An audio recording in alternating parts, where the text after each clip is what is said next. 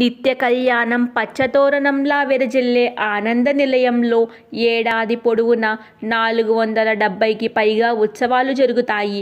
వాటిల్లో ప్రత్యేకమైన స్థానం జ్యేష్ఠాభిషేకానికి ఉంది. చంద్రుడు జ్యేష్ఠ నక్షత్రంలో కలిసి ఉన్న మాసాన్ని జ్యేష్ఠమాసం అని అంటారు. ఈ మాసం విశేషమైన సుగంధ తైల సమర్పణలకు అనువైందని భృగు మహర్షి వివరించారు. దీనివల్ల విష్ణుమూర్తికి దివ్య తేజస్సు వస్తుందని చెప్పారు. దీని ప్రకారమే తిరుమలలో శ్రీవారికి జ్యేష్ఠాభిషేక విశేష ఉత్సవాలను నిర్వహిస్తారు. ఏటా జ్యేష్ఠమాసంలో జ్యేష్ఠ నక్షత్రాన్ని ముగిసేలా 3 రోజుల పాటు వైభవంగా ఈ ఉత్సవాన్ని నిర్వహిస్తారు. తరతరాలుగా అనేక అభిషేకాదులతో శ్రీవారి దేవతా ఉత్సవమూర్తులు అరిగిపోకుండా, కళాకాంతులు తగ్గిపోకుండా పరిరక్షణ చేసే ఉత్సవమే శ్రీవారి జ్యేష్ఠాభిషేకం. ఈ క్రతువు తిరుమలలో సంపంగి ప్రకారంలో ఉన్న కళ్యాణ మండపంలో కన్నుల పండుగగా నిర్వహిస్తారు. 3 రోజులు వేడుకలో భాగంగా మొదటి రోజు ఉత్సవమూర్తులకు స్థపన తిరుమంజనం నిర్వహిస్తారు. అనంతరం మలయప్ప స్వామికి అలంకరించిన సువర్ణ కవచాన్ని తొలగించి వజ్ర కవచాన్ని తొడుగుతారు. ఆ తరువాత శ్రీవారిని తిరువీధుల్లో ఊరేగిస్తారు. రెండవ రోజు ముత్యాల కవచాన్ని అలంకరించి ఊరేగిస్తారు. 3వ రోజు కూడా తిరుమంజనాదులు తరువాత బంగారు కవచాన్ని అలంకరిస్తారు. ఈ కవచాన్ని వచ్చే ఏడాది నిర్వహించే జ్యేష్ఠాభిషేకంలోనే తొలగిస్తారు. అంతవరకు ఏడాది పొడవునా శ్రీవారు ఈ కవచాన్ని ధరిస్తారు. తిరుమలలో ఏటా జరిగే ఉత్సవాలు అన్నీ మూల విరాట్కు ప్రతినిధిగా ఉత్సవమూర్తులకు జరుగుతాయి.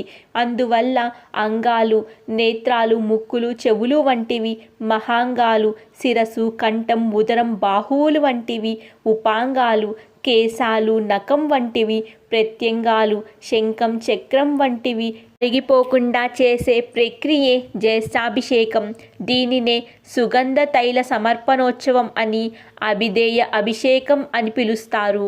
జ్యేష్ఠాభిషేకం ప్రారంభమైన రోజున యథావిధిగా సుప్రభాతం, తోమాల సేవ, సహస్రనామార్చన, నైవేద్యం, అర్చన, నివేదనలు జరిపి అనంతయ్యప్ప స్వామిని ఆనంద నిలయ గర్భాలయం నుండి కళ్యాణ మండపానికి తీసుకువస్తారు. స్వామివారి సన్నిధిలో యాగశాలలో శాంతి హోమం నిర్వహిస్తారు.